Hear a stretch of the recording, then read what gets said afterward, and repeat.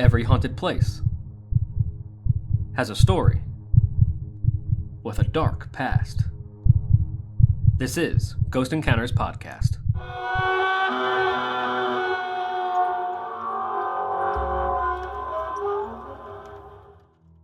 Welcome back, all you spooky people, to the Ghost Encounters Podcast. I am paranormal investigator Justin Torok. And I'm Jordan, the group scientist. I'm Hannah, and I know 7 things. So funny. So funny. So, we received a message on social media from a fan named Jared from Lancaster, Pennsylvania, which is not far from us. He says, "Hey guys, I just started listening to you. Found you on a search in Spotify. I am currently just south of you guys in Lancaster. My wife and I love to go to Gettysburg. Would you guys be able to do a show on different places in the town? Love you guys and love your show." That's very nice. I know, that's Hi, awesome. Jared. Thank you. So Jared just found us through a Spotify search and started listening and loves us. That's awesome. And he wanted us to do a Gettysburg podcast episode to talk about the haunted and paranormal spots in Gettysburg. So we took this request one step further, and we actually have a very, very special guest today. It is Cameron Sauers. He is getting his doctorate. He studied Civil War a lot. Cameron, welcome to the show. Thank you for having me. Yes. So before we get into this, let's talk about you a little bit. And let's talk about how and why you kind of got into such heavy Civil War studies. Yeah. So it started for me very young with in elementary school, just like a book of Civil War photographs. My godfather was born and raised in Gettysburg. And so I think he tried to encourage that in me. My parents always had books around the house, and like I picked up a Civil War book, and Gettysburg occupies such a large place in the Civil War. And so that got me into it. I loved it as a kid. And so when it came time for like college and figuring out what I wanted to do with my life, I figured if I was going to have to spend 4 years in a place, I was going to do it in a place I enjoyed. Right. So I went to Gettysburg College. I spent 4 years as a history major. I graduated Gettysburg doing history, public history, Civil War studies is what my degree is in. And I fell in love with going to school. I realized when you actually like what you're studying in school, it's a lot more fun. Right. And so I went on and got a master's degree at the University of Kentucky. And now I'm a PhD student at Penn State, where I look at the Civil War era America. I'm currently writing about work relief programs. So essentially, instead of offering welfare to people, they've been made to work in the Civil War. So that's a little bit about me. I still love Gettysburg, trying to visit whenever I can and tour around the battlefields in town. That's awesome. Yeah. So if we go to Gettysburg, we have to bring Cameron, and he has to give us a private tour, right? Yeah. Did you give tours while you were in college there? Okay, so the question of tours is a vexed one. So there is a group called Licensed Battlefield Guides. There's about 200 of them. They have cool badges. It's like a police-looking badge. It's cool. And they are the only people who can accept money for doing a tour. Oh, wow. And those people, like, they can break the battlefield down to such a minute level. They are incredible. I've had so many wonderful conversations with them over the years.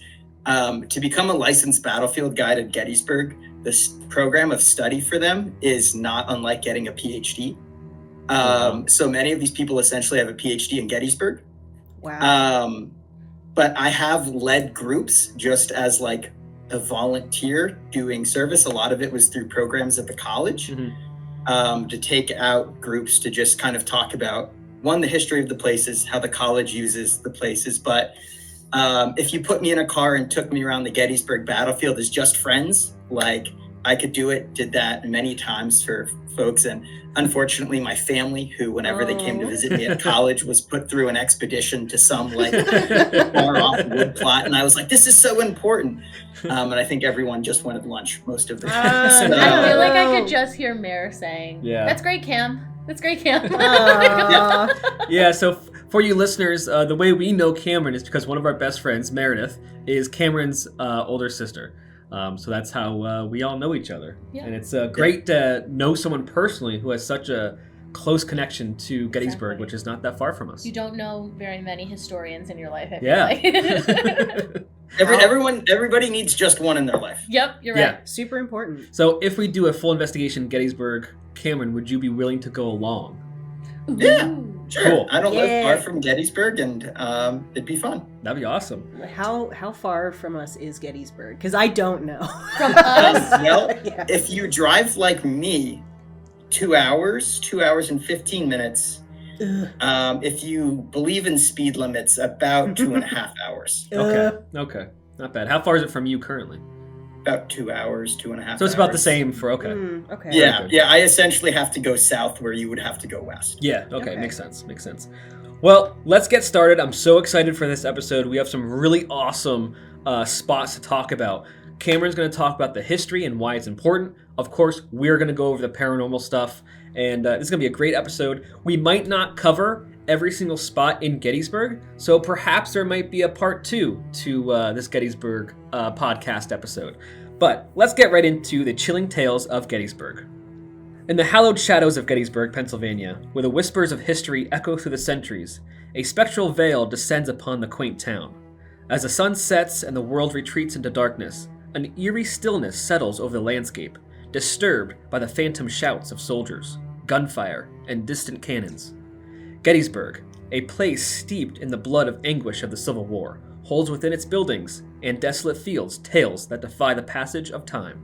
Beneath the moon's silvery glow, the air thickens with a sense of foreboding, and the spirits of the fallen rise from their unmarked graves to relive the horrors of the battle. Prepare to step into the realm of the unknown, where the line between the living and the dead blurs, and the chilling winds carry the anguished cries of soldiers long gone. I feel like the first spot we have to talk about, if we're going to talk about the Battle of Gettysburg, is the Jenny Wade house, right, Cameron? Yeah, absolutely. All right, why don't you take it away and tell us a little bit about it? Yeah, so the Jenny Wade house sits on the south side of Gettysburg. Almost today, still one of the last buildings on the south side of Gettysburg. And so it sits on a rise where the town of Gettysburg is essentially on a small hill. And so from the center square of town, you go up a brief hill and you go all the way down the main street to one of the main kind of tourist destinations is a street called Steinware Street. The Jenny Wade is on the street adjacent to Steinware Street, but it sits right as the ground goes right back up into the ridge towards Cemetery Hill, which is home of the cemetery that I think we'll be talking about later. So on the first day of the Battle of Gettysburg, essentially the Union Army, as it's retreating from the lands on the north side of town, the Union Army essentially runs past what we call the Jenny Wade house. Except it's not Jenny Wade's house, it's Right. her sister's house. Oh. Yeah. And so on the first day, Jenny, like many civilians, is taking shelter. The battle is happening on the north side, decides to go a little bit safer, goes to the south side, except then The battle. the army follows. kind of follows them and they get encircled and ensnared. The Confederate Army occupies the town on the first night, and the Army set their locations for the second and the third. It's on the second that Jenny goes and essentially performs relief work for the soldiers. She starts making bread. The third day, the second day gets real long, real drawn out.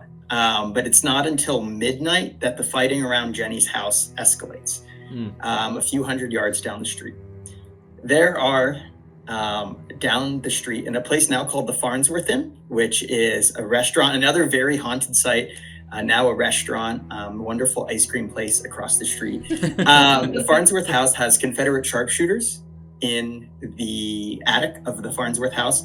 They're firing towards the Union positions, and Jenny is in the kitchen of her sister's house baking bread when one of the bullets, a stray bullet, goes through the door, enters Jenny, and Jenny's spine, I think, is where she's shot. According to that, because this is the story that I read, Yeah. that I researched, and I read that the bullet went through 2 doors, hit her in the back, went through her, obviously her body, through her heart, and into her corset, where it eventually stopped, and she was killed instantly. That's very Yeah. detailed. Jeez. Jeez. Yes. Yeah, there's, if memory serves, the number I would say is a lot. of bullet holes that are in the Jenny Wade house. 150. Yeah. Dude, this is what I read about. I'm not trying to like blow up your spot or anything, man. Math was not one of the things I excelled at Gettysburg College. And so one of the tragic dimensions that I think makes, for me, the Jenny Wade story, what it is that Jenny Wade was very close friends, some allege engaged, to a young man from Gettysburg named Jack Skelly. Yep. Who at the time that Jenny was killed, Jack Skelly was laying wounded in fighting that had happened about a half month prior as the armies made their way towards Gettysburg. Mm-hmm. When Jenny is killed, I'm like 95% certain that she has a photo of Jack in her pocket. There are a lot of there's also a Gettysburgian in the Confederate Army named Wesley Culp, of the family that owns Culp's Hill, that I think rumor has it, and there's a lot of legends and stuff, right? People weren't writing this down, that he had gone into town and seen Jenny the night before, which there's a book written about the Gettysburg people that come back. But yeah, so Jenny Wade and Jack Skelly are killed. Jenny Wade House still sits, very popular attraction. There's a statue of her outside. And yeah, so that's kind of the history of, I guess the addendum is Jack Skelly dies a few weeks later, and Gettysburg also has a building named for him in town. Oh. Interesting. I didn't know that. I didn't know that either. See, it was the Grand Army of the Republic, which was the Union Veterans Fraternal Organization after the war. Their post, which still stands today, and I've been in, it's a really cool building, is called the Jack Skelly Post. But yeah, and then I guess you guys have some other things about the Jenny Wade house that you've looked into. Thank you for the history breakdown. I love little tidbits that there's the nice ice cream shop across from the Farnsworth, and that's nice now a restaurant. Like somebody that knows the local lore, like everything that way if people go, they like, okay, well I heard about this in the podcast, like, let's go to the ice cream shop, or let's go to this restaurant. That's awesome. Well, there's a t-shirt that someone in the town of Gettysburg sells. That Gettysburg is a drinking town with a history problem instead of the other way around. And so if you are not at all into history, there's still a lot of great food and drink to experience in Gettysburg. Awesome. That's awesome. Well, Hannah, let's hear about the paranormal stuff that happens in this tragic story. Okay. So I initially going into this, I've never been to Gettysburg, so I had no idea about any of this. Jenny Wade of the Jenny Wade House, she was actually the only civilian killed in the Battle of Gettysburg, which makes her kind of an important figure. Yeah. So, and this is one of the really interesting, right, as a historian, is what we remember, is Jenny is the only one killed during the battle. After the battle, there's civilians that die in the cleanup effort. Soldiers left loaded muskets and are killed on the field, but I think there's a particularly tragic dimension, right, of civilians are killed very rarely during the Civil War. Oftentimes fighting happens far away from these kind of places. So yeah, so Jenny is the only one killed during the battle, but sorry. No, that's okay. I'd only learned this a few years ago. There's a list in one of the museums in town of everyone who dies in the months after. Wow, that's crazy. I didn't know that. Many of the men from Gettysburg are taken prisoner by the Confederate Army, and a few of them die in a prisoner of war camp in the South. But Jenny, in terms of in the town and can visit the site, it is haunting to look at the door and go this is what it was. It's very tragic. And not only do they still have the original door that she was shot through, with the original hole still in the door, but they have they've not replaced the floorboards at all. The house is mostly the way she left it. That's crazy. Not necessarily the way she left it, because it was, it wasn't her home. It was owned by her sister and family. But the original floorboards are still there, and you can see her blood still in the floor where she fell after being shot. I want to know how long her family continued to live in that house. With the holes and the blood. Because on the one hand, where are you going to go? But on the other hand, if I had to live in a house where somebody shot my sister in front of me, they'd have to fucking drag me away. So I'm glad that so this is just the Jenny Wade story. I used to house sit for someone that lived a few houses down from Jenny Wade's birthplace. And I've never been in the birthplace. It's a museum and they do tours out of it. But they recently discovered a brand new room in there that was hiding behind a wall that they had taken out. So I just want to say, right, that I think the opportunities for places to experience things in Gettysburg, no matter what your kind of interest is still there. And that story came out the start of this week. Wow, that's crazy. Shit, that just happened. Today we learned. That's crazy. This week, everyone learned. Yes. But what other what are some of the paranormal stuff that happens with this house? Oh, okay. So the big one is the bullet hole in the door. It is said because Jenny was engaged to Jack Skelly at the time of her death, that if you go to the Jenny Wade house and you stick your finger, which I suppose your engagement ring finger, if you go there and you stick it in the door, you'll get engaged soon after, which is very nice of Jenny considering how tragic. Little, local that's legend, actually that's really cool. You know, she's like wing-womaning you from beyond the grave. So thanks a lot, Jenny. You're a real one. And in addition to that, which that's really the main ghost story of the Jenny Wade house, and it's not even really a ghost story, but it is said that you can still see her apparition hanging around. People have seen her walking through. They've heard voices, and additionally, which I think is super cute. They smell the odor of fresh baked bread, which because she was killed while she was making these loaves of bread to give to the Union soldiers, and kapow. So tragic. She was just trying to do a nice thing. Yeah. Right. And no good deed goes. No one wants to die baking bread. Well, I guess it could be worse. You could die face down in the dirt. You always have to go there. I thought you were going to go the Elvis direction, so I think maybe Jenny Wade had it slightly better.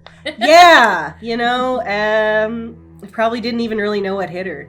Yeah, probably not. Oh, she was buried not necessarily she was buried on the property for a while.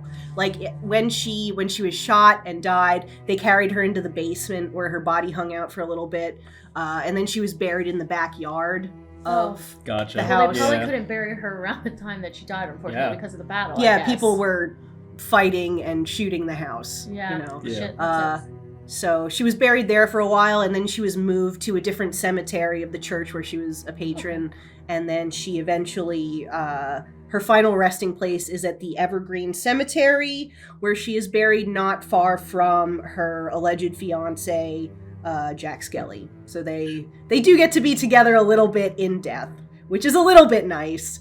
But I'm sure they would have rather had their lives. I think it's crazy that the door, I don't know. I feel like when I don't know shit about guns, so bear with me here. I may sound really stupid, but when I think about guns, especially back in the day, I would expect a big old bullet that just shoots through a door and it sprays and dies. The door just isn't there anymore. Because they didn't have very fine things, but you look, I know when I was learning about Civil War history at ESU, he had bullets that he showed, and I was that is not what I thought the bullets would look like. For some reason, I just guess I thought the Civil War was just barbaric, and I thought that maybe it would be a big ass rock that was just getting shot out of a gun. Like a musket ball. Yeah, I don't know what I thought, but when I saw the door, I was that's actually a little hole. That's not what I was expecting. Yeah, but what I'm surprised at... That's finger sized. Yeah, I don't know what I thought, but I just assumed that it was going to be What I'm surprised a big-ass is thing. A weapon back then, just a regular, even though it's a sharpshooter gun that fired through back then, was that it was able to travel that distance, plus go through a door, plus go through a body. I mean, of course it stopped finally stopping. Yeah, that had a lot of velocity to it then. Because I'm saying I just wouldn't have expected the gun to be so. Do you know anything about the gun that was used? Yeah, well, so I know a little bit. I've shot a couple of Civil War muskets in my day. That's awesome. Kick ass. Yeah, that's a weird thing that when my friends when I was in college, we would hang out off campus, it'd be shoot muskets. I've shot a couple. The Civil War bullets, and you'll test my knowledge, right? That they're compared to modern bullets, they're slow moving. I mean, it's still moving quite fast. Yeah. But what those bullets did, particularly when they hit bodies, is their ability to ricochet and fragment bones, which is why the kind of high mortality rate of Civil War wounds is in part because those bullets were hard to stop in a sense for the ricochet and the lead. I'll say making the bullets to shoot in the lead, not a fun process. And Civil War muskets incredibly heavy compared to kind of modern firearms. Right. Yeah. So I know not that easy to accurate or in shoot. the museum they have like bones that have the bullets still lodged in them and everything like that, which is absolutely Crazy. Terrifying to see. Yeah. Anyway, I'm not a gun person, so I mean I'm just Well, now that we're getting into some of the brutality of this war and of this battle, let's go to Devil's Den. It's one of the key geographic features. Devil's Den sits on so it's the very south side of town, kind of the very south end of the battlefield. There's a lot of people that move through it. Mm-hmm. It's right down there. So this will be the way too nerdy thing of pinpointing every little ridge and valley in Gettysburg has its own name. Adjacent to Devil's Den is a place, the Slaughter Pen. So that sounds ominous. Yeah, it's not a place of happiness, that's for sure. But so Devil's Den is this kind of rock formation that sits out. And Devil's Den comes from a snake. The devil is kind of mythical story that inhabits it. But it became a key site in the battle because it sat at the foot of two hills in the south side of Gettysburg called Big Round Top, and then the smaller one was Little Round Top. They worked really hard on coming up with their names. On the second day of Gettysburg, the Confederate Army is lined up to the southwest of the town, and the Union Army is southwest or southeast through the north. They're positioned on a north-south axis thing. And so if you're unfamiliar with Gettysburg, great time, pull up a map of the Union fishhook, is what it's called. Google it, you'll be good. I'm trying to paint a picture with words. And so Devil's Den is where a significant number of Confederate soldiers, in the thousands, I'm going to throw out the number of 5,000, 6,000 Confederate soldiers, a couple of brigades come through at different points across Devil's Den to get to where they're going. Some will splinter off and go and attack Little Round Top, which is the very famous scene in the movie Gettysburg, if anyone has watched that. And then others end up going towards a place called the Wheatfield, which is the scene of some really heavy fighting. And in part, Devil's Den encourages the army to splinter because it's a great formation of rocks to climb on, which is its appeal to many Boy Scouts that tour the battlefield now. But it comes to occupy an incredible symbolic place. There is a photo taken from the battlefield that at the south end of the battlefield, all of the rocks, they don't want to bury the bodies because they have to carry them to further distances to just kind of get bodies in the ground. And there's a photographer on the south end of the battlefield, takes a dead body of a young Confederate soldier, moves him into this kind of crest of a rock wall, takes a nice photo of him there, and then drags the body again to take some photos of it. So Devil's Den and the area around it, and the Valley of Death, the Slaughter Pen, these kind of awful names suggest what went on there. And if you look through photos of the Gettysburg dead, a lot of them are taken within a couple hundred yards of Devil's Den. I've seen a lot of photos of dead bodies at Gettysburg, casualties of war. And I think one of the reasons that Gettysburg looms so large in the American perception of the Civil War is because I think that was the first war where photography was able to be used to capture these images of the fallen soldiers. Makes sense. Yeah. So people were able to see it for the first time, even if they weren't directly there. And one of the advantages of Gettysburg as opposed to other battles in the Civil War is that it's multiple days. So July 1st, it starts happening. It gives photographers time to gather their things. Gettysburg also has some photographers that live in the town. But Gettysburg on a map is the kind of the heart of a wheel with all of these spokes coming through it. And so it was easier to get to Gettysburg than many locations where the war was happening. Gotcha. And so that leads to a lot of people coming, and the size and scope of it with so many bodies, there's a lot left on the ground for photographers there in the week after. It is wild that they were like dragging guys around. That's like, I don't know, we do photography. Justin and I work in photography, and I feel like that would just be the biggest no-no. Like ever. There's like for crime, you don't want to move that guy. For ethics, you don't want to move that guy. For cleanliness, you don't want to move that guy. It's messed up to do. There's a book by a guy named Bill Frazanita, who is like the Gettysburg photograph guru, and I've had the chance to spend some time with Bill, and he has essentially charted like how many times certain bodies were moved. Oh my god! That photos where it's like, or let's take different angles, and then it's two very different places. And that it's, there are hundreds and hundreds of representations, but it's a select number of bodies. Wow. So just because they were consistently manipulating them. Yeah. That is crazy. Side note, is Devil's Den the place where like the people would like fall into the rocks and then they were just kind of left there? Or was that one of the other locations? I believe that's Devil's Den. Okay, Yeah. all right. It was kind of hard to, Especially while you're fighting, yeah, to get them out of the crevices and things like that, because some of these boulders are like 20 feet high. And I also wanted to add another side note about the wheat field, that while they were filming, they like even the actors saw like the phantom like bonfires that were out there in the field and the cannons and all that stuff, and like I just think it's so credible that like the actors are there like, hey, hold on, wait, is that our cannons or is that like what was that? So I just wanted to add that little tidbit. That's really cool. Yeah, that's neat. While they're filming the movie Gettysburg, they're seeing apparitions and things of the battle. Yeah, that's crazy. Correct me if I'm wrong, but was Devil's Den primarily used for like artillery and sharpshooters, just because they could hide amongst the rocks? That becomes one of the big things, is that it offers a platform for artillery fire. If you go to Devil's Den now, you get a great view of the front face of Little Round Top. Yeah. Which was then and now devoid of trees.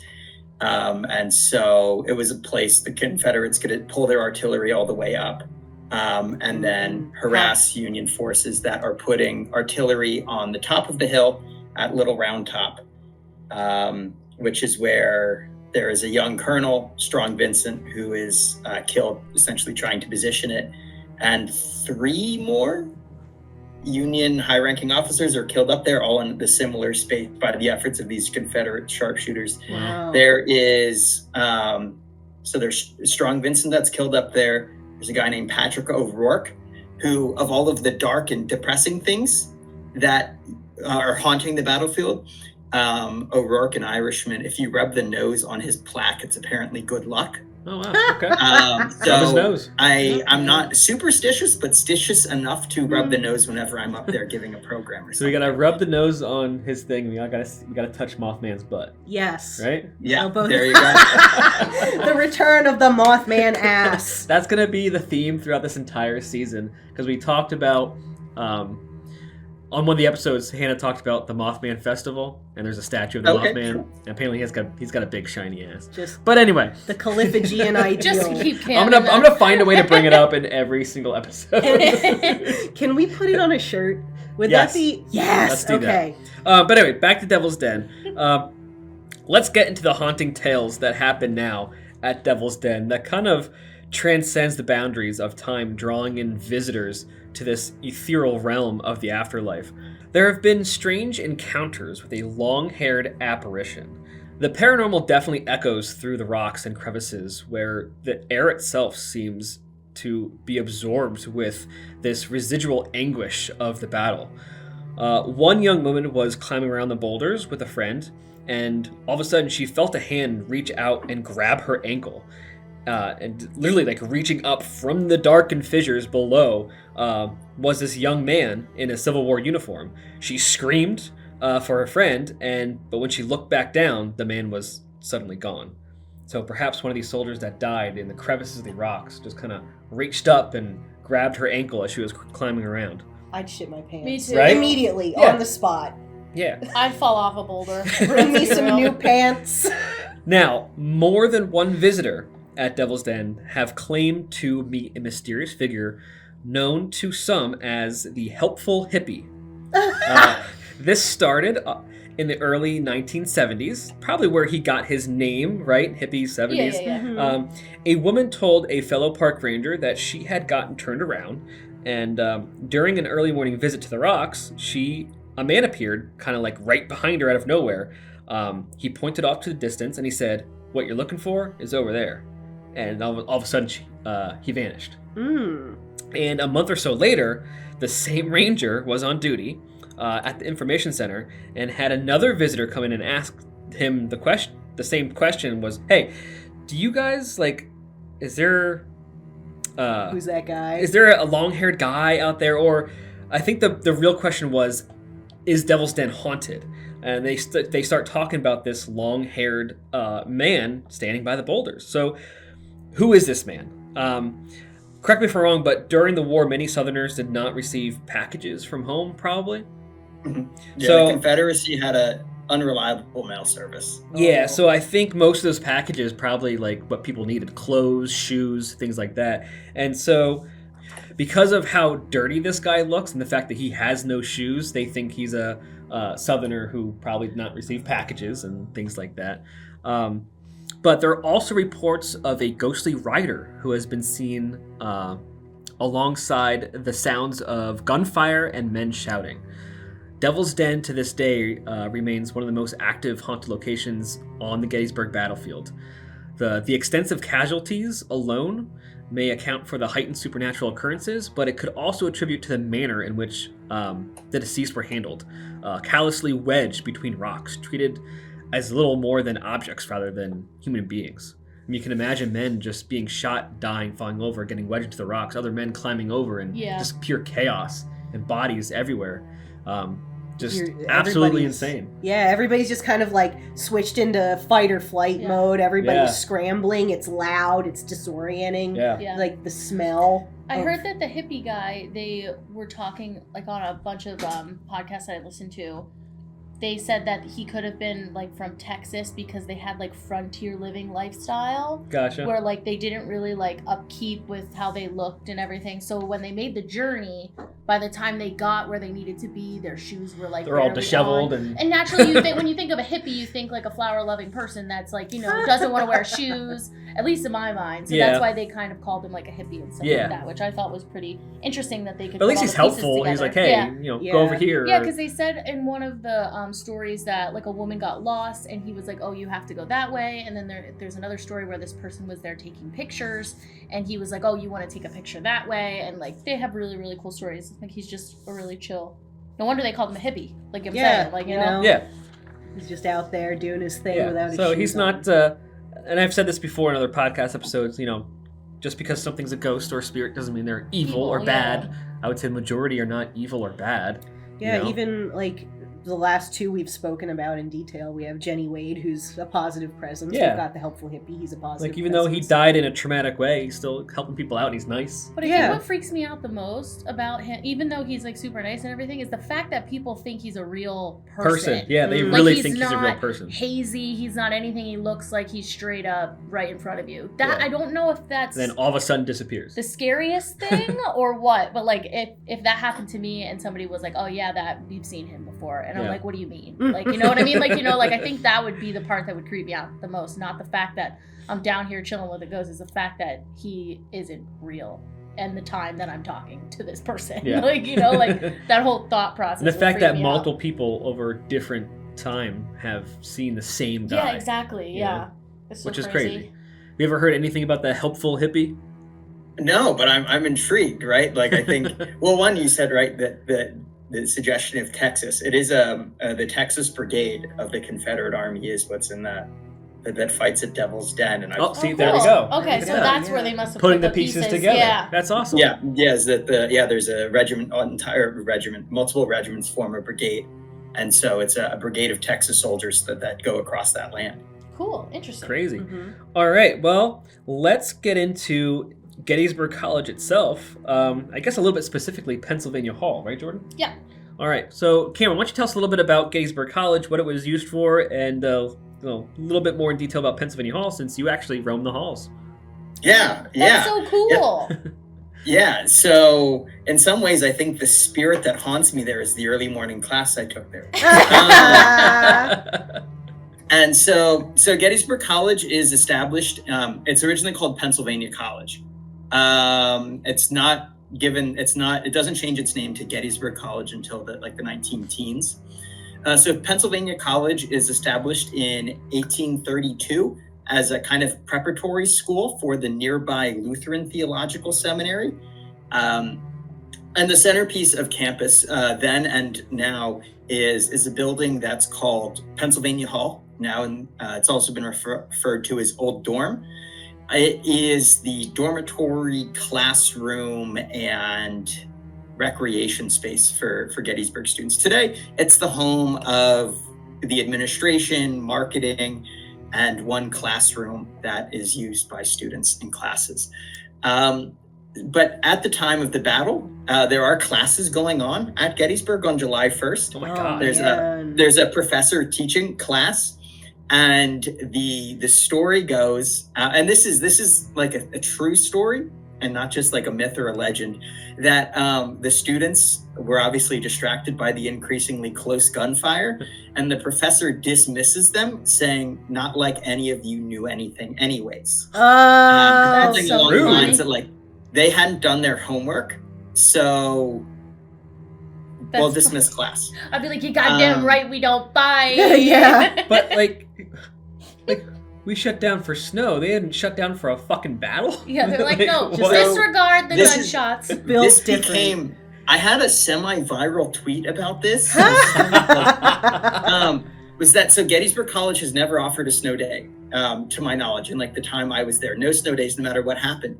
So when the college sent us home for the pandemic, my tweet was just a reminder: students were on campus during the battle, and Wow. people were like, "That should just give a size, right?" Okay, institutional continuity aside, but this is a place that holds classes hell or high water. Yeah. Yeah. But after the battle, right? During the battle, the cupola on top of Pennsylvania Hall is used as an observatory and lookout. And when the troops leave, the Pennsylvania Hall becomes a field hospital. Gettysburg College still has in its library collection what are called blood books, Wow. which Ooh. are the books that were used to prop up soldiers, their heads or their limbs. That's And so the books that are stained with blood or otherwise books in the library's collection during the battle are still all owned by the college. And a Wow. classmate of mine had put together an exhibition of them. And That is so so Pennsylvania cool. Hall still very much has the echoes. There are some plaques on it that acknowledge it as a field hospital, and one of the longer serving ones, if I remember correctly, in part because it had beds, a kitchen, and that sort of facility. Wow. That I want to go so bad now to Dude, see I want this to touch. collection of I want the to touch a books. blood book. I want to touch a blood book. I know that's I bad for don't the want to touch a books, blood book. but I'm just good. you can't see it. But I'm over here doing grabby hands because I want to You want touch an it. investigation, like a big one, and it's gonna be like this thing that you can't touch, and Han's gonna fucking touch it. Yeah, don't touch it. Okay. Quick side note: do you guys want to hear about the time when they almost threw me out of the Met because I touched an artifact at the Met? What did you touch? Fuck, man. Okay, so I didn't do it on purpose. I just got overcome. It was like a block from an Egyptian temple or something. I wouldn't have touched that either. Dude, and there was nothing around it, and there was nobody around it, and I just saw it, and I just went, and I put my hand on it, and then one of the security ladies comes over and goes, "You can't touch that," and I immediately realized what I had done because my soul left my body for a second, and I was just like, Egypt, I have to touch, and I feel really like a dick about it to this fucking day, but Hannah touched that it. happened. I touched it. I'm sorry. I'm sure you're over here just like cringing as an academic. Like, fuck this stupid woman. She's getting her finger oils all over the history. No, listen. Don't touch the Art things. museums are a different kind of breed, and I will very clearly delineate I am not one of the art museum. I love art museums. Absolutely. People who run them are insufferable. Going for the throat. Get the fucking Yeah, great. artist. Get So 'em. when I get canceled, it'll be that clear. No, I'm right here with you, man. Like, All right, but let's get into the paranormal things that happen now at Pennsylvania Hall. I can't believe I didn't know any of this about the college, what it was used for in Pennsylvania Hall, and the blood books. Like, that stuff is so incredible. Blood books is So, crazy. yeah, let's get into some of the paranormal. Okay, so I have that it has been said that students and staff have reported seeing figures of soldiers pacing back and forth at that top of the building, like where they see people Like they're still watching out. Yeah, like they're still waiting cool. and seeing if somebody's coming and stuff like that, like as if they're still on duty. I heard that General Lee has been one of the people that they see up there too. That's cool. Specifically, I don't know how they know that from far away, but that's just what it says that they have seen. One student reported that he and his roommate, who lived in the dorm about 50 yards away from Penn Hall, saw a shadowy figure in the tower over a period of several nights. And on another occasion, a figure was seen gesturing like wildly, like saying like, "Oh my gosh, come here," whatever, like as if like it's free to go, like come here.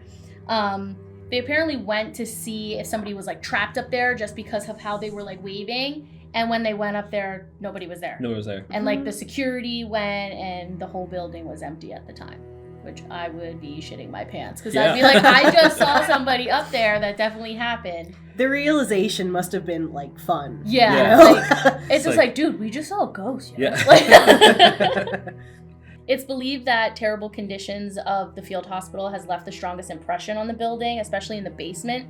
According to records of the time, blood sprayed the walls and the floors of the rooms as doctors operated without anesthetic. Oh. Jeez. Dealing with bullet wounds by the preferred treatment of the time was amputation, probably because they had to work so fast.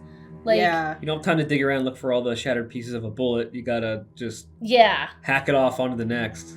Yeah, Yeah. outside of the operating rooms was an area where those who could not be saved were just left there Oh. to die. That's terrible. Yeah, it's no wonder that you can hear disembodied wails, groans, and cries that echo in the halls and in that area.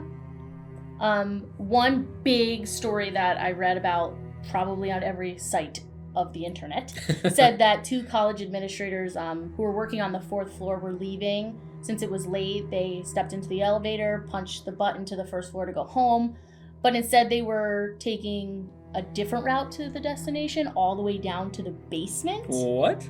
Yeah, the elevator doors opened to apparently this terrifying scene, which the basement is supposed to be a storage room, but that all vanished, and in place was blood-spattered operating room of basically the time. So they took like an Wow. elevator to the past. Yes, basically. So apparently wounded men were laying on the floor since no beds were even available, and the doctors were trying to save all of them with their helpers in bloody clothing. Yeah. And one thing that they specified on each site was that you couldn't hear anything. Even though it looked like it was mass chaos and things was just looked completely slow silent. motion. Yeah. So they Huh. could just see everything.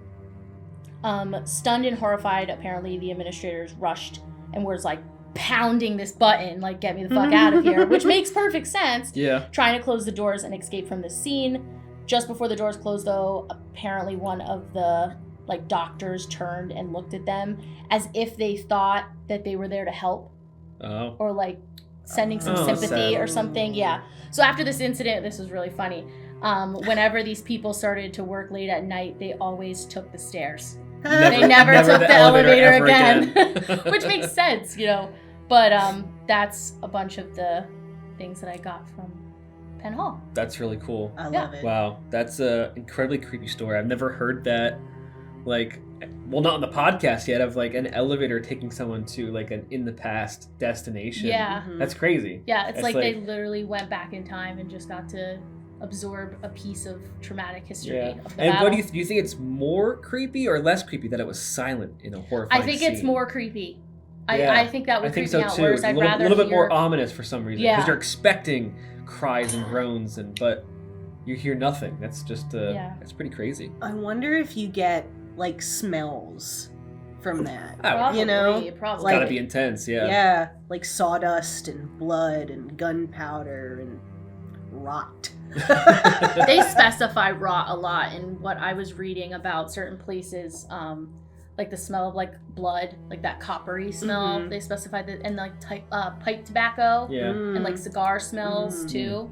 On a side note, when I was in Savannah, Georgia, we're doing a private ghost tour, and so I wanted to hear about some of the history and some of the macabre that happened back The then. macabre, that word Now, I was this- just telling you in the car. Macabre. Now, love that I word. always hate ghost tours where they try to, I hate the paranormal investigative tours where they try to do an investigation with 20 people, and that's not what that's about. It's just But a bunch of people. by all trained. means, do a ghost tour and learn about the haunted and creepy stuff. But this was a semi-private one, and they talked about this place that is now a hotel, but apparently was used as a hospital back in the day, because when they were renovating this building, the basement for some reason was had a really low ceiling. Like, what's going on? Like the floor that Oh, you didn't talked match about up. this. So they started digging up the floor, and they found thousands and thousands of body parts and just limbs, Yeah. not full bodies, limbs, because apparently that's what was used at the hospital. They would hack off an arm or a leg, toss it aside, throw salt or sawdust, whatever.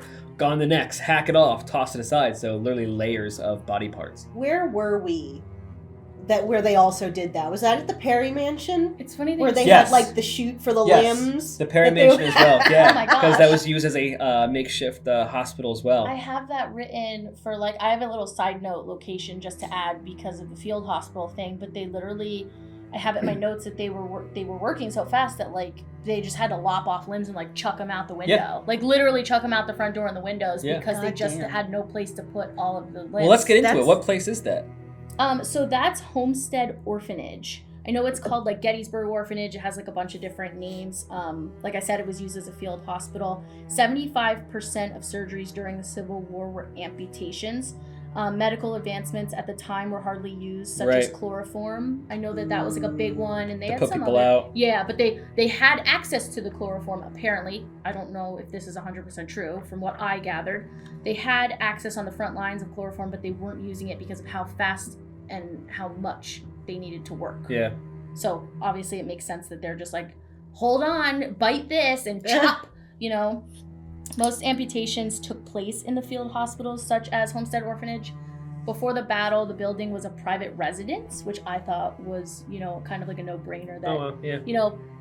I feel like everywhere people were probably fleeing once they found out that the battle was gonna come. But Yeah. I mean, I don't know, whatever. The war made these people flee, like I just said, using this site as an operating room. Doctors worked relentlessly to try to save the soldiers quickly. Stories say that they would cut arms off, like I said. After the war, thousands of children had nowhere else to go, so it became an orphanage, Oh, which I thought man. was really sad. Must be a big that's place. very sad. Yeah. Specifically, I just don't like her name right now. Rosa Carmichael took over. She wasn't the first person that was in charge there. She was the second person. And she took over, and she was known to be a fucking terrible person. Literally, Jesus. just a horrible Wow. woman. Somebody that hates kids shouldn't work in an orphanage. Right. Let's just say that right off the bat. Yeah, no. Apparently, she starved and beat the children in her care. Her assistant was called Stick Boy because he carried a long stick that was used to poke and beat the kids. Jesus Christ. Yeah. They both worked together to chain the children to the walls for days, and they had a special little place in the basement called the pit that they would put kids to. So imagine you're there for days on end, no water, no food, and you're 6 years old, 8 years old, just chilling down there in the dark. I would go batshit. That's That's just terrible. traumatizing enough. Not Yeah. let alone the torture that these They already kids don't went have through. parents. Now you're fucking beating the So- kids. Yeah. Okay, so this is okay. So I love so it's the National Soldiers Homestead Orphanage in Gettysburg. This one that we're talking about. There is a collection of letters about the orphanage that's online. If readers are interested in them, they're called the Ada Jane London letters. Oh, interesting. London spelled Lundden. And so these children are considered orphans only because their father has died during the Civil War. Your mother could have Wow. still been alive.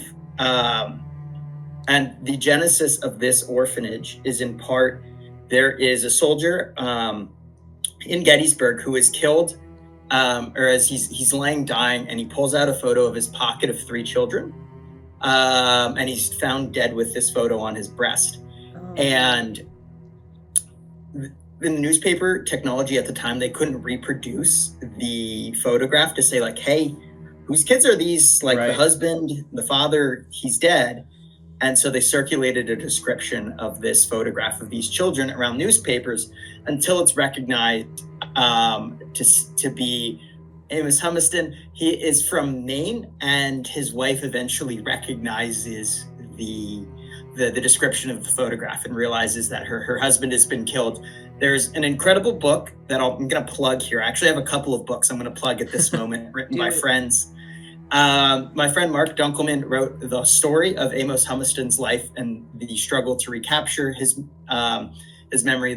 These 3 children were housed briefly at Soldiers Homestead Orphanage, which is adjacent to the Gettysburg Cemetery. So he wrote a great book called Gettysburg's Unknown Soldier.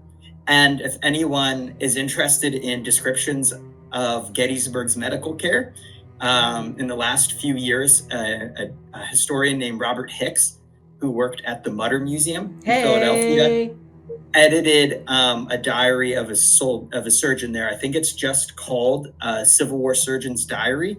It's from the University of Indiana Press, but it's I think the surgeon was mostly at the Catholic Church in Gettysburg, but a great example and description of what surgeons and medical care looked like in Gettysburg. Cool. That's awesome. Yeah. We could put that in our show notes. Yeah, that'd be for really people cool. if they Could you needed send it. us the link for that? Yeah, I don't know if like you do it, but I could put up like some interesting Gettysburg relevant like human interest storybooks. Yeah, that'd be man, great. go for it. Yeah, that'd That'd be be cool. awesome. I'm into it. So these kids were literally tortured Yeah. at this orphanage. Yeah, and they like Cameron said before we started, they beat the shit out of these kids. Literally, like they were just torturing them, and I don't understand. Like I said, I don't understand why you would want to work for an orphanage if you don't want to be around kids. Someone's like, it's sadistic, just you know? what the hell is wrong with you? Yeah. There is a report that at least 1 child died at the orphanage too. Yeah, I From the letters I have in my notes that people, like when it shut down and everything like that, there was like a handful of kids that they couldn't even find. They don't even know like where they went, died, whatever. They had no idea. And Wow. obviously she wasn't gonna fucking say anything. Yeah. They So- probably just like She buried probably him on killed the him and property. buried somewhere. Yeah, Yeah. exactly. Years after the abuse and torture, Rosa was arrested and found guilty. Now, the sites varied between this. I'll just say both. Apparently, she was fined only $20 or she went missing and nothing ever happened. Do you know, Cameron? I don't know anything about Rosa Carmichael except She was a bitch. so yeah. But that's Yeah. crazy. But either way, she like pretty much gets off easy because either she Yeah. gets away or she was fined $20. Yeah, and which I know is a obviously- little bit yeah. more, obviously more expensive back then, but still, it's $20 back then is like what, $100 today? Maybe. Probably. I have no idea actually with Yeah. Yeah, but, like, it's- inflation is completely But compared to killed- what she did, she got off. Yeah. yeah. Unless there was some frontier justice involved. I like to think that maybe there was some Maybe frontier somebody ganked her. And yeah, So just for- like Bye. For comparison, Rolled the, like the Civil War soldier, like a low-level private in the army, was making $13 a month during the Civil War. Jeez. So like, okay, so it was like a month's salary. yeah, it's like 2 months of being a Civil War soldier. Oh, wow. That's crazy. But Still a Obviously, bummer. they closed Still this not very orphanage much. right Yeah. after she Yeah. was arrested, so that was good. But now, to this day, the spirit of Rosa and the children are still seen in the building. People report being poked or pinched. Like, there was somebody that said that they felt arms go around their neck Oh my and god. stuff like that. crazy. Yeah.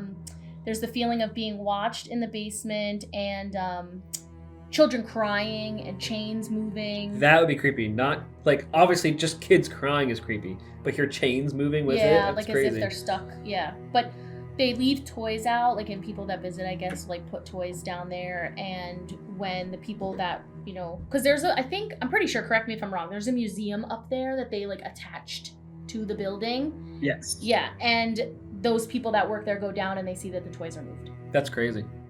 That's really And cool. adjacent to the museum is the other great museum that Gettysburg has to offer, called Civil War Tales. which recreates dioramas of the Civil War with cat action figures. And I love it. I am here for that. I am here for that too. Gotta see that. Is it adorable or is it ghoulish? I gotta know. Yes. The answer Even is better. yes. Even I better. remember the first time I went. I wish I had, like, their t-shirts are incredible, if nothing else, but as a historian, the dioramas are actually incredibly accurate, which makes it all the more better. It's just instead of people, it's cats. That's I don't know so whose funny. idea that was, but that's Everybody pretty loves crazy. cats, okay? They Yeah. like. I feel like they're big nowadays. Why was this choice made? Does anybody know? Okay. I was on a podcast. I was one of two guests on a podcast years ago. Hey. And so they interviewed me first and I left. And then the people who run the museum went second. And I never listened to the podcast. I'm sure they've explained it somewhere. Okay, I'll Google it. I'll Google that one too. That's pretty cool. That's all that I have as a side note for the orphanage, by the way. Well, I just that wanted to- is I wanted to add the pretty tidbit just crazy. because it was used as a field hospital, which was the same as pretty much every Yeah. location that we're Yeah. probably going to But then it was also used for sadistic, like, child torture. Yeah, It's and crazy. it's sad because that was after. So Yeah. it's not only just the ghosts of these field hospitals, you also have some traumatic shit that still happened afterwards, Yeah. which is even sadder. But Well, on that note, we are going to take a short break, and we'll be right back.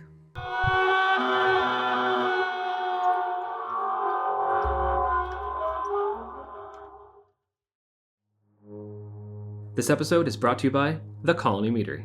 If you haven't tried mead yet, it's alcohol made from honey. It's all natural, totally gluten-free, and delicious. Colony Meadery is one of the best meaderies in the world, and it's located in Pennsylvania's Lehigh Valley. Stop in and try a flight of meads, grab some bottles or cans to go, and experience some of the best booze in the world.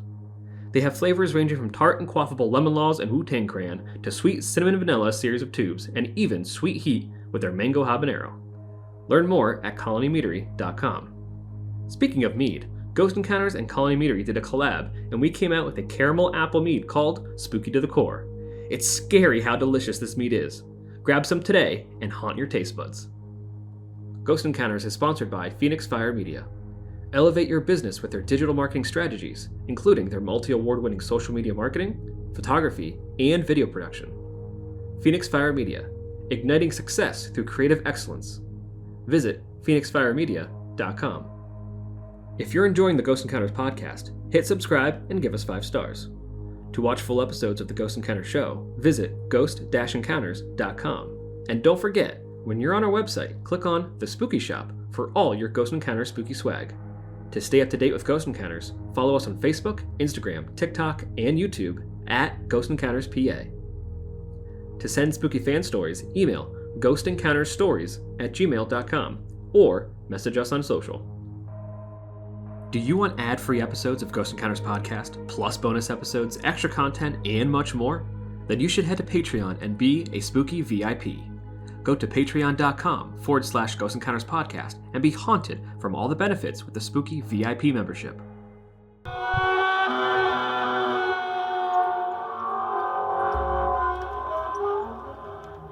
And we are back with more bloody and ghostly tales of Gettysburg.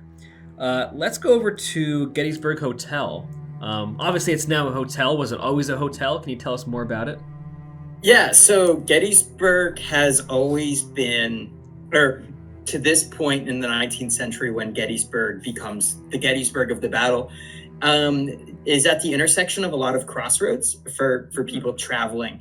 And so Gettysburg had a number of saloons and taverns.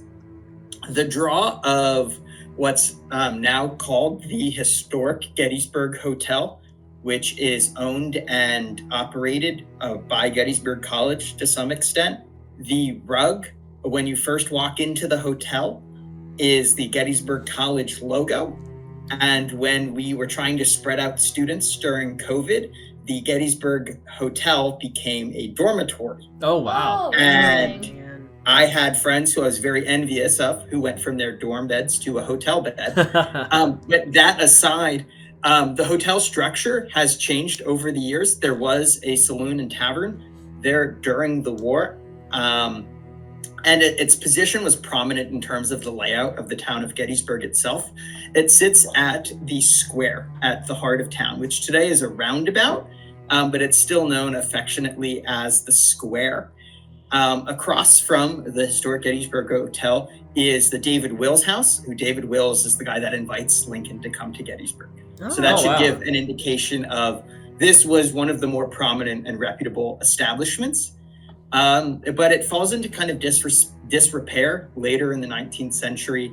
It's abandoned at some point in the 20th century, and then has a fire that happens in the 60s. Wow. Not before, when this is just a not Civil War fun fact, U.S. President Dwight D. Eisenhower stayed there when recovering from a heart attack. Oh, Because shit. Eisenhower maintained a residence in Gettysburg during his presidency. Wow. But it burns down and now is the premier hotel in Gettysburg for tourists and folks coming in for events. All right. That's pretty cool. But it was used as a makeshift hospital. Yeah, During the battle, right? Yeah, like many places in Gettysburg. Right. I feel like almost all the buildings were some way used as a makeshift hospital. Yeah, and particularly its location then relatively close to fighting on the north side of town would have been an immediate source of refuge. Yeah, so the hotel has some lifetime ghostly residents here. Guests often recount sightings of a slender woman wandering through the hotel's corridors as if in search of someone. Her spectral presence extends beyond the confines of the hotel, with reports of her walking the streets of Gettysburg on a quest to tend to those in need. So she apparently was either a nurse or was helping out, so she's literally wandering around looking for anyone who needs help. Aw, that's kind of sad though in an aspect that she still feels like she has to worry about things that are going on. Yeah. But this mysterious figure doesn't limit her activities to mere observation and looking for someone. She's actually known to reach into dresser drawers and luggage, leaving behind a trail of rummaged belongings. Oh, wow. Oh my god. Her name is Rachel, and Rachel's ethereal pursuits transform the hotel into a realm where the line between the living and the spectral blurs. Is she the one that tries on clothing too and runs away and the clothing falls to the floor? Yes. That's funny. So she is a nice ghost. She's literally looking for people to tend to, but if you're staying there, well, might go through your shit. Yeah, exactly. It's funny with that story, at least it's not like this ghostly person doesn't seem all that residual like other places. Like this kind of seems like she's stuck. And she's like, I want to be stuck. I'm gonna have fun while I'm stuck. Yeah, pretty much. But the haunting tales of Gettysburg Hotel don't end with Rachel. Two other apparitions, a woman and a soldier, manifest their presence in the hotel's ballroom. Witnesses describe a mesmerizing scene of these ghostly figures dancing hand in hand. Aww. Their identities veiled in mystery. The romantic allure of this spectral waltz raises questions about the untold stories behind these ethereal lovebirds. A stay at Gettysburg Hotel might provide clues to their identities, but be prepared for the possibility of your room being rummaged about by Rachel, and your stuff might be thrown all over the place. That's so funny. And that's the second ghostly lovers Gettysburg story. It's so apparently, traumatic. Yeah, people see these two people dancing in the ballroom all the time, just hand in hand, just kind of dancing in love with each other. Well, I'm glad that they found each other in death, because there's other stories where people haven't. So, exactly. Yeah. But again, this battle was so tragic. I mean, on the battlefields and things, you'll hear the cries and shouts and gunfire, but I feel like the apparitions that people see are actually kind of nice and have some kind of nice connection to it. Yeah, you know? because I guess at the end of it, they're just the souls of people. Yeah, you know? like I've always said, just because something's a ghost doesn't mean they're mean or nasty. Yeah, they're, just a guy. Yeah, you know. Unless we see the chick from the orphanage, then she's probably nasty. Yeah, fuck that bitch. I like to punch her. Like I said before, if I see her, how some of these people see beings, and I notice that it looks like she's working at that orphanage, I'm just straight up pull clock on a ghost. Throw hands. Well, let's go to another spot in Gettysburg. Let's go to Sachs Covered Bridge. Yeah, so the Sachs Covered Bridge, right, is not a building as opposed to it, but people know that Pennsylvania's affinity for covered bridges. Yep. Yeah. And the very nice driving tour that you can do of them. Sachs Bridge is actually really not all that far from some of the places we've talked about, like the Little Round Top Devil's Den area. Sachs Covered Bridge is on the southwestern part of the Gettysburg battlefield area. It spans over a creek called Marsh Creek, and the armies used this bridge. Both of them used it in the way to and from Gettysburg. On the way to the battle, Union armies used it, but I think it's most famous for on July 4th as the Confederate forces skedaddle out of Gettysburg. A significant number of Confederate forces leaving have to take Sachs Covered Bridge out of Gettysburg, in part because it was raining on July 4th, and so the creek's level had risen and was not as safe to wade across. And the bridge is incredibly historically significant, right, for that part, and a great place to be. And one of the few places that you can visit on the battlefield area where there are not cars allowed. You cannot drive across the Sachs Covered Bridge, which is a nice touch. So not disturbed as much by people coming through. So is it like a national kind of monument now? It's Like protected? No, I think it was just a kind of borough or county decision to close it. In part because people can't drive as well as they think they can. That's particularly in the battlefield area where they're distracted. As Yeah. someone who spent lots of time running around the battlefield, it's always a little scary. And also probably don't want to risk when one of these geniuses crashes their car. The creek is a big water supply for the town of Gettysburg. Oh, yeah, you interesting. don't want Yeah, I have Crash that. in there. So I have that it's Pennsylvania's most historic covered bridge. They labeled that in 1938, and then I have that it was closed to vehicles in 68, and it was placed on a National Register of Historic Places in the 80s. Cool. Wow. very cool. That's pretty interesting. So what kind of stuff happens there, Jordan? So they use this bridge, basically, the Confederate soldiers use this bridge to travel and meet a wagon train retreating from Gettysburg, which I thought was pretty interesting. Those who could not be moved were left behind to be captured by the Union Army, which is kind of shitty, but I mean, you can't take everybody if they're wounded. Yeah. What are you going to do? Lasso them up and drag them? Yeah, you just do your best. Yeah, I just got to get out of there. The most popular legend that I found while doing research was that 3 Confederate soldiers were hung by the support beams of the structure. There are 2 theories that I found as to why the soldiers were actually hung.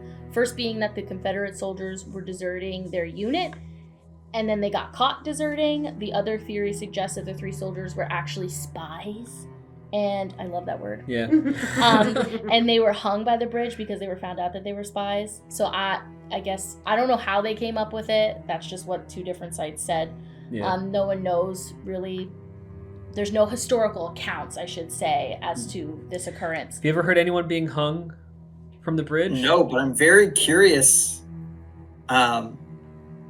if looking into Confederate military. Well, one thing, the challenge is a lot of Confederate records are destroyed in Richmond's fire in 1865. Gotcha. But I'd be very curious to look into. Gettysburg does have a significant place as a site for desertion, right? Or any battle during the Civil War was a great moment for desertion. Yeah. And so I would not be surprised if men were caught deserting. I am surprised that they were hung so quick, that they would be hung, but the Civil War continually surprises me. So I will never say never when it comes to a story like that. Interesting. That's crazy. Yeah, there's a story that I was reading. It actually gave me the chills that these people went onto the bridge, and while they were crossing, apparently a really frequent occurrence is that there's this mist and this fog that rolls in there, probably because of the water, whatever. But the girl that was with her boyfriend, she actually almost ran into Boots Oh. because, Boots hanging. yeah, because that they were hanging from the that's support crazy. beam, and apparently she lost her shit, and her boyfriend had to go find her in the fog because she saw somebody Freaked out. hanging, Wow. basically. Yeah, I thought that was pretty freaking crazy. I got That the reminds goosebumps. me, Hannah, when we were doing the episode on tragic love and death, The woman that hung herself in the covered bridge. And if you drive on the covered bridge and you stop, you can hear her feet like hit the roof of your car. Oh my god. Yeah, that's Crazy. That's like one of those kind of Cameron's face is like, what the hell? That is very traumatic. Yeah. It's one of those like archetypal kind of person hanging on a covered bridge story though. Yeah. So anytime I hear a covered bridge ghost story, I kind of expect there to be like, then they were hanging and they saw the boobs. Yeah, right? You know? Well, they apparently, I saw that they hung these people to show like, this is what happens if you desert. Right. Like, Pirates, don't be desert warned, your people. Right. But like, I mean, imagine if you're 15, 16, like I read up on, and you're being told that you got to go into like the bloodiest battle, what will be the bloodiest battle, would you want to stick around? Like, would you be like, absolutely, I'm going to try to skedaddle? Yeah. No cell phones are going to catch me. You know what I mean? Like, you know, that... But I mean, it would make sense for them to want to show like this is what happens terrified. because like Gettysburg was like the pivoting point of the war, was it not? Historians, this is one of our great debates. Oh, I okay. love great debates. Unlocked. That like retroactively, we look at it as yes, but I'm going to stake my claim here that the more important event is actually happening in Mississippi at that moment when Ulysses S. Grant captures Vicksburg, Mississippi at the same moment. Oh. Gettysburg Address goes a long way in shaping our importance of Gettysburg. Right. It's definitely an important battle. But I am not one of the people that buys into that was the closest the Confederate Army ever came to winning. Okay. I think that's incredibly hard. If the Confederates had won at Gettysburg, what would have happened? There's a lot more Union troops in the area that were going to arrive. Interesting. And so probably inevitably they probably would have lost at some point in this area. Yeah, that Gettysburg would not have been the final battle. Yeah. There would have been another fight because Gettysburg as a town had no actual importance to. It was just kind of the place where they met. It wasn't a strategic goal.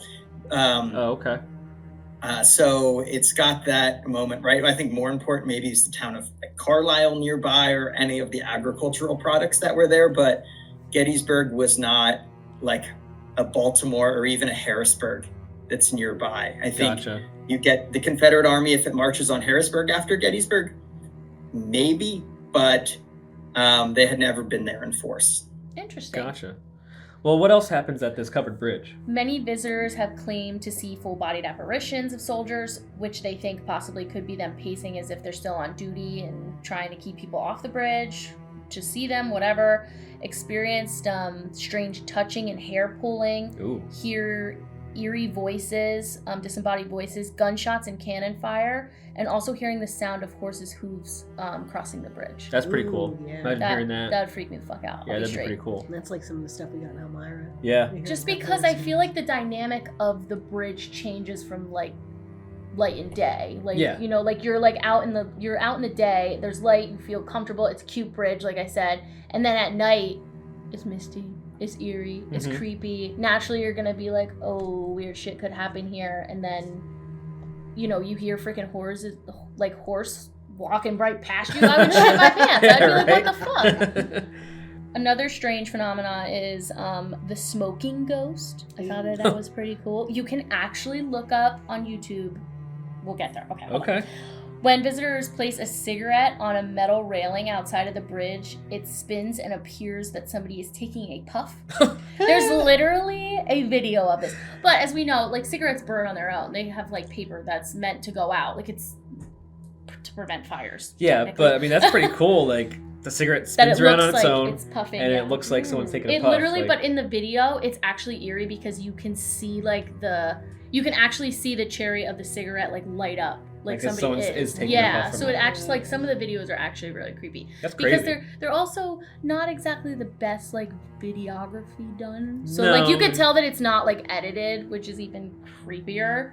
Some claim that this smoking ghost even has a name, Tennessee. I don't know where they came up with that, but I thought that was a little cute tidbit that they named the His little name's ghost. Tennessee.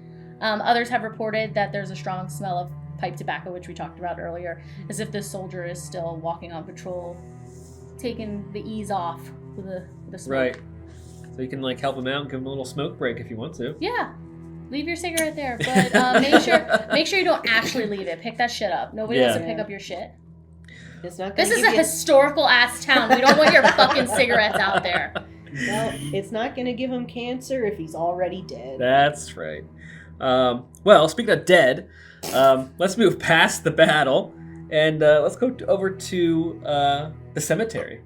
Okay. So just before we get into this, like, I did a little bit of Googling for the Gettysburg National Cemetery, and I was kind of stoked to do it because I love historic cemeteries. You actually just posted on, I think, Instagram or something, a picture of a grave. Yeah, I did, because I was out on, It was really pretty. It was like 4th Street over in Southside Bethlehem, and I was driving past on my way to a photo shoot, and there was a very, like, next to this, like, it's now apartments, like, it was a Hungarian church, and now it's apartments, but it's right next door to this really beautiful old cemetery, and at the very corner of it is, like, a really, really artistically striking grave, which has, like, carved portraits in, I guess, granite or cement or whatever it's made out of, that look like the people that have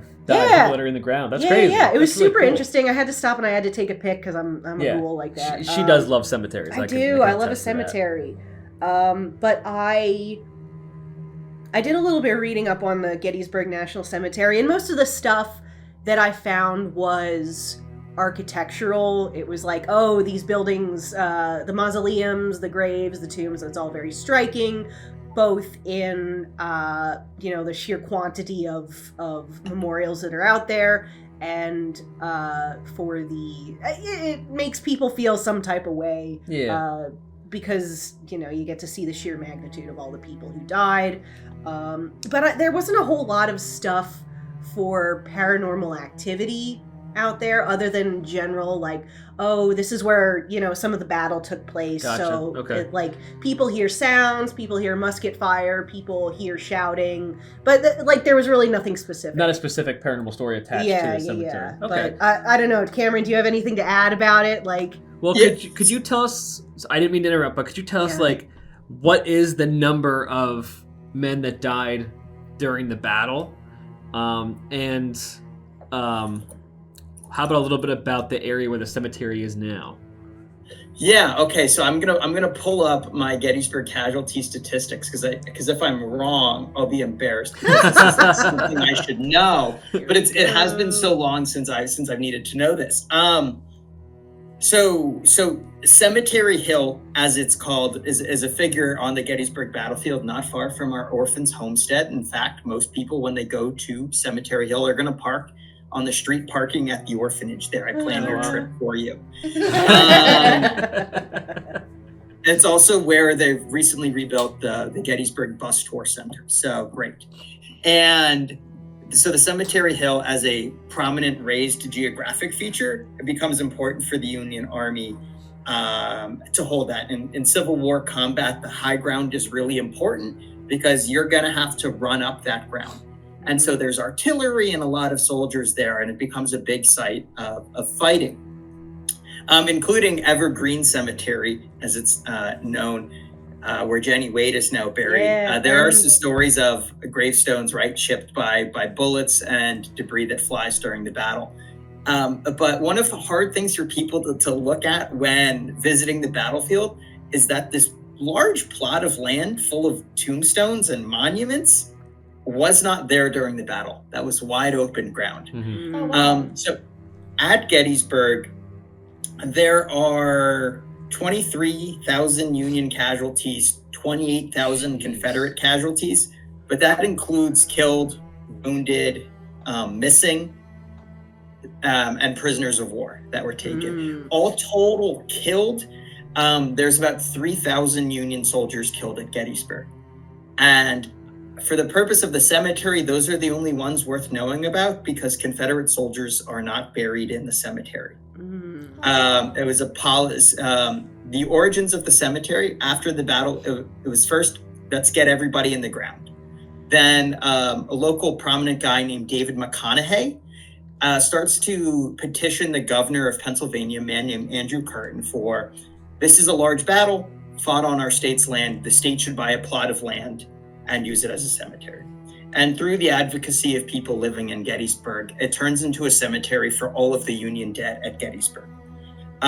So not every dead Union soldier from Gettysburg is buried there. Some were sent back to their communities, but there's a significant number of dead buried in there. Eventually, there's like a lot of politics and bureaucracy of maintaining the cemetery. It's dedicated in November of 1863. Abraham Lincoln delivers the consecration in his Gettysburg Address, which is perhaps the most famous speech in American history. The cemetery remains active, I think, or relatively recent. It's a part of the federal cemetery system. So there are dead from other wars now buried in Gettysburg, including the Spanish-American War, the First World War, and a significant number of Second World War dead are buried in the cemetery, including some Gettysburg College students who were killed during the war are buried in the cemetery there. And in part, I'll suggest that the lack of hauntings or paranormal stories that come out of that is that it's managed by the government, and so it's closed at sunset. Oh, wow. And so the gates quite literally close, and so access to it is difficult. That's Bummer. crazy. So all four of us actually have a weird connection to not just the Civil War, but also to each other. So me, Jordan, and Hannah went to ESU. Yes, Jordan, you were only there for, 2 years? No, I was probably there for a year. Yeah, that was... No, maybe it was about 2.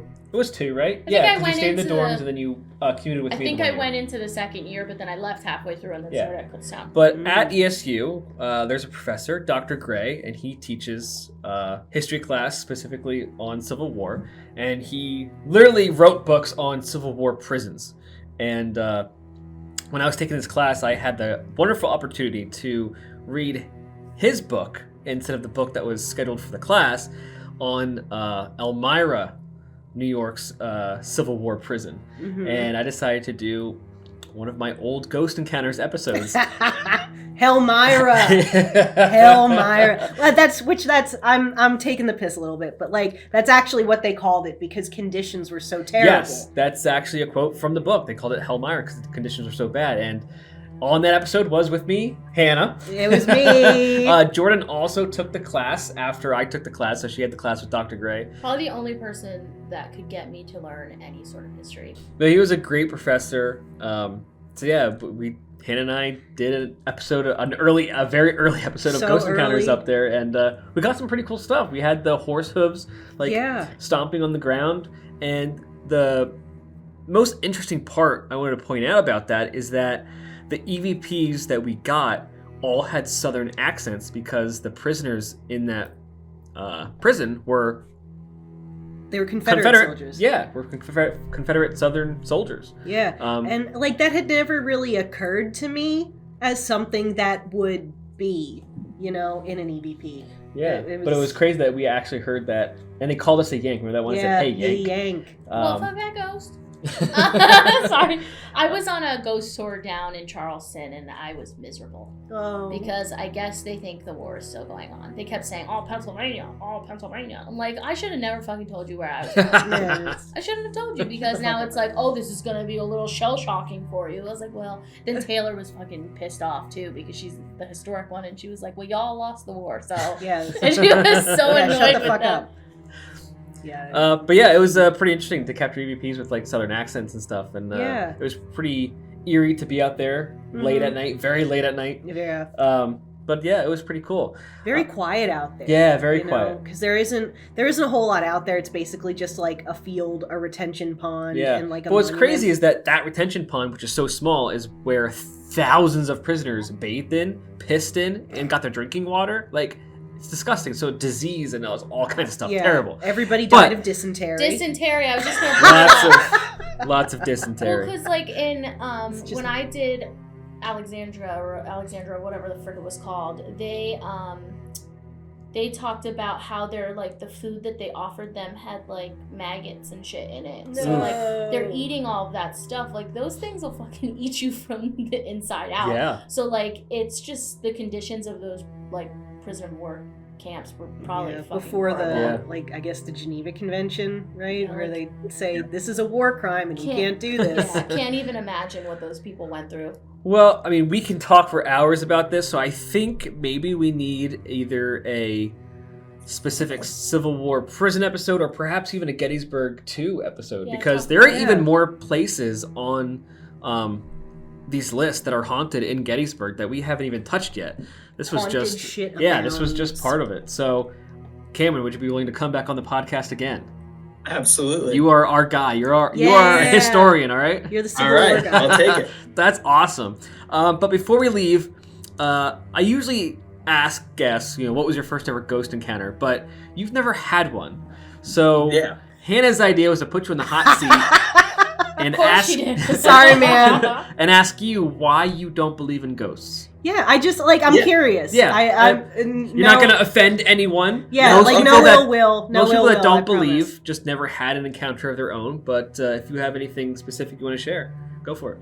Yeah, so I have lived in haunted. I'm using right the kind of the term that people would look at. Right, Gettysburg College has its own ghost story on campus about the Blue Boy, which is another story for another day. But I've lived in haunted places for 4 years, or 3 years. I lived in an 1867 Victorian mansion. I used to house sit an 1856 house in Gettysburg that was a friend's. I lived in Harpers Ferry, West Virginia for a summer. I was working for the government out there, and it would always be funny. There was a guy who did ghost tours out there, and he would bring them by the house we lived in, and he would talk about how haunted it was, and like we'd like rattle the shutters on the house, right? Because it was like it becomes less extraordinary when you're living in these places and they become kind of commonplaces to you, or what's behind that locked door is like my office. And so there's that, and I won't deny that, like, the legitimacy of other people who think they've felt and seen things there. And for me, that's right, it becomes like a philosophical and theological question, Yeah. which, like, choose to imagine that when the good Lord takes me home, he is not going to leave me at the site. He's not going to leave my soul at the site of the worst moments of my life. Right? That's like the kind of comforting story I want to tell, so that, historically young men of my age have been the ones ripped apart by war. And I like to think that I won't spend the afterlife doing that, right? That Yep. there is some redemption. This is about to get so theological. No, dude! I love That this kind of there shit. is- I love that this there kind of is, shit. right, that I'm either, right, if maybe that's how I go to hell, right? That, like, okay, like I'm stuck at Gettysburg College with an 8 a.m. Monday, Wednesday, Friday foreign language class every day, That right? is hell. That is The worst hell. moments of my life, right? Like the dining hall, greasy breakfast coursing through my body as I'm trying to Oh. learn another language. But I choose to think that, right, like when salvation comes, But there is or salvation. when I'm released from my earthly shackles, that like my spirit transcends and I'm not stuck in Pennsylvania Hall. But I understand and can understand why the great emotional power of these landscapes, right, which is often my pathway to connecting when I'm working at these sites, connecting visitors to them, that it's one of the number one questions I get asked. It's right up there with, where are the bathrooms? Yeah. What's good to eat around here? And the third question is probably, so you ever like see some weird shit out here? And no, but if someone thinks that, like, I'm not going to tell them no. It's just, for me, I would rather, I don't. But Yeah, you just want to be somewhere better. you know? Yeah. That's all hope. Like when I write, or I also write, it's, Yeah. So it's not necessarily it becomes a very, like, you could tell I was raised in like a liberal Christian tradition. Mm-hmm. But yeah, that's how I view it. But I think, right, and there's part of me that's like going for that looks for the rational, but it's undeniably a force for people in their lives. And so I'm not going to look somebody in the eye and say like, actually, right? Like it's the number one way to become like a jerk. Yeah. And I have no interest in that. I'd rather, right, use, as we've kind of done it here, use the experiences that people have in places and talk about, well, people see things in the soldiers' orphanage because historically, right, as a historian come and say, well, yeah, some bad things happened in here. Mm-hmm. And, you know, we kind of get to meet in the middle. Yeah. And I think that's like a great thing. It's a very nice way of putting it. Mm-hmm. Yeah. Mm-hmm. And that's whenever we do investigations, that's what we try to do. We always look at the history first. Yeah. What happened here? History has to play. Like the Wood and Match episode. There was a train crash right outside the building. 9 people died traumatically. And a little boy died in a fire. Mm-hmm. Oh, yeah. Guess I have to listen to the Wood and Match episode. Yes, you do. Dude, watch it. It's a good one. It's not a podcast episode. It's an investigation. It's on YouTube. Yeah. It's so if you wild. like the visual, you know. Yeah. So it's a great one. But all 3 of us were on it. It's pretty damn haunted, and we caught some really cool stuff. So definitely check it out. Awesome. But Cameron, thank you so much for coming on. Thank you for providing your expertise. Yeah, thank you. This has been wonderful, and I honestly cannot wait to have you on again. Part 2. Yeah, no, I'm looking forward to it. This was a great time. Yeah. All right. Well, that's all the time we have for today. Stay spooky. Make sure you whack Rosa Carmichael when you get the chance. And do not touch the blood books.